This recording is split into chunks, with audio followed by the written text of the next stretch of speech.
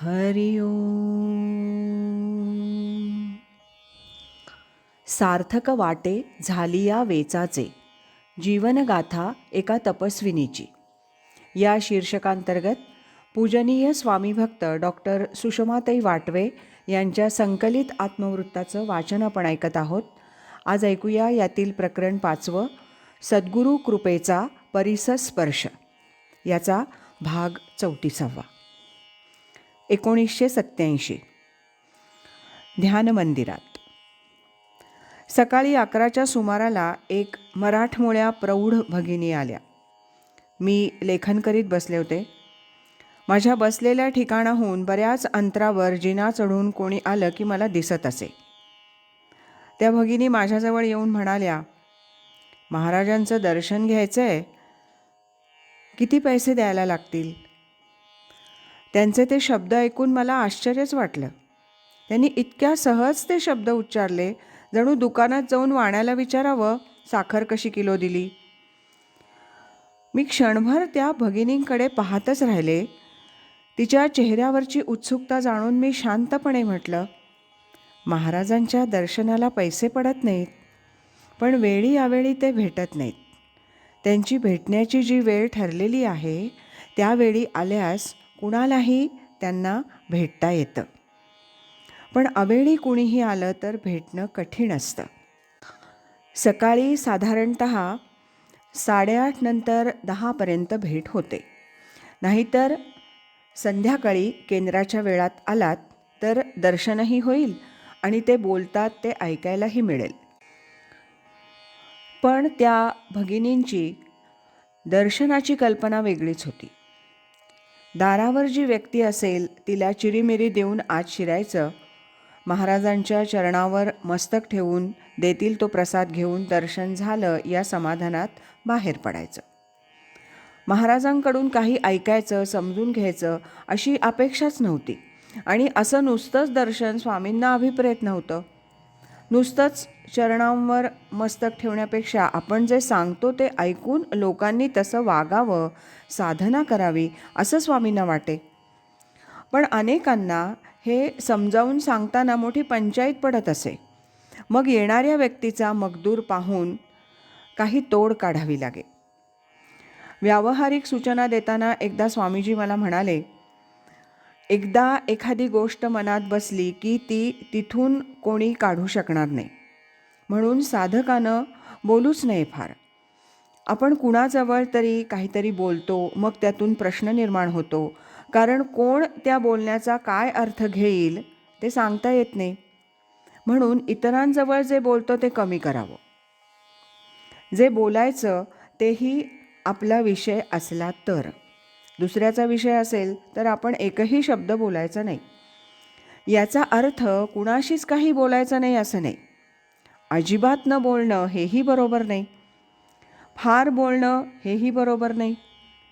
याविषयी तुम्हाला काय वाटतं असं विचारलं तर बोलायचं.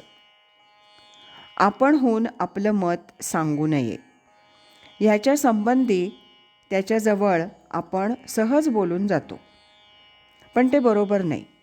त्यामुळे आपल्याबद्दल इतरांचं, विशेषतः चांगल्या माणसांचं मत चांगलं होत नाही.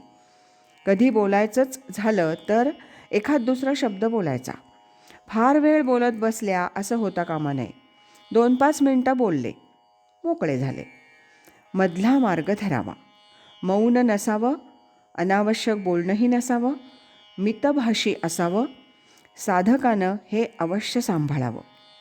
उगाच बोलत राहण्यानं आपला वेळ, शक्ती वाया जाते, गैरसमज निर्माण होतात. म्हणून सावध असावं.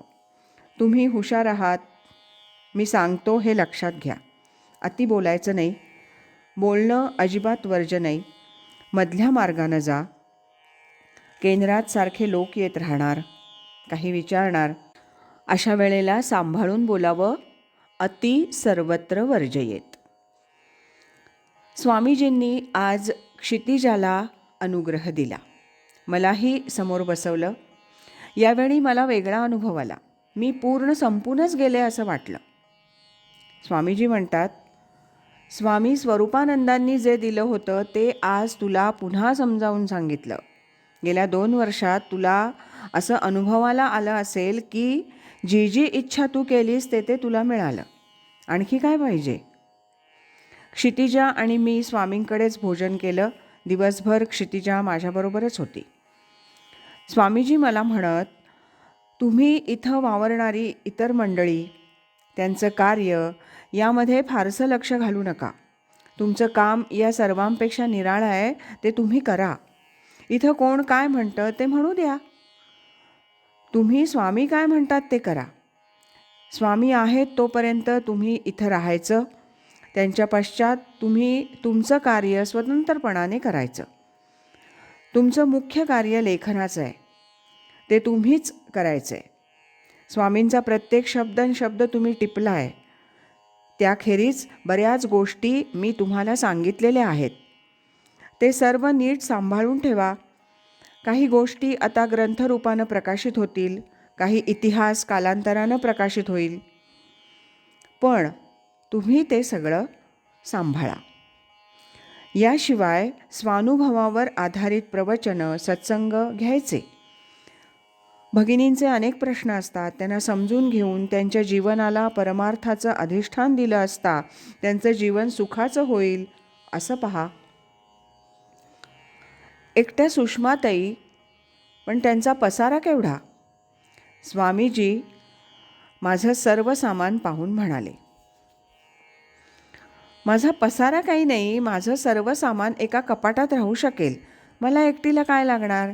4 कपडे, 4 भांडी, झोपायला दिवाण, लिहायला टेबल, बस. आणखी काही नको. मोठी जागा देखील नको. 1 खोली पुरे. टिळक रोडवरच्या 6 खोल्यात मी एका 8 बाय 10च्या जागेत माझं सर्व काम करत असे. हा सर्व पसारा आपल्या कार्यासाठी आहे. हे लेखनाचे कपाटभर गठ्ठे, शेकडो कॅसेट्स, टेप रेकॉर्डर, ग्रंथ, हे सर्व भांडार काही काम करायचे म्हणून जमवलं आहे. मला एकटीला काही लागत नाही. प्रवासाला जाताना देखील माझं गरजेचं सामान एका पिशवीत बसतं. बाकी इतर वस्तू आपल्या कामासाठी बरोबर असतात. तुमची प्रवचनं टेपवर घेण्यासाठी आवश्यक त्या वस्तू, काही गोष्टी तुमची खाण्याजेवण्याची व्यवस्था करण्यासाठी, ग्रंथ विक्रीसाठी, त्यात माझं काय असतं? खरं आहे. आणि प्रवासात हे सगळं तू आपल्याबरोबर सांभाळत आहेस, मला कल्पना आहे. माझं सगळीकडे बारकाईनं लक्ष असतं. म्हणूनच मला वाटतं तू खूप कष्ट करतेस, त्याचं फळ तुला मिळेल. सगळा आनंद होईल पुढे. तुझी शेवटची वर्ष आनंदात जातील. माझे शब्द ध्यानात ठेव. आज इथेच थांबूया. यानंतरचा 35वा भाग आपण उद्या ऐकूया.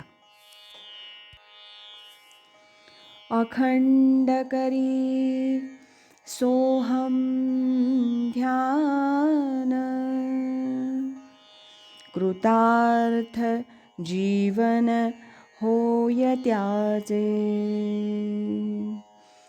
हरि ओम तत्सत.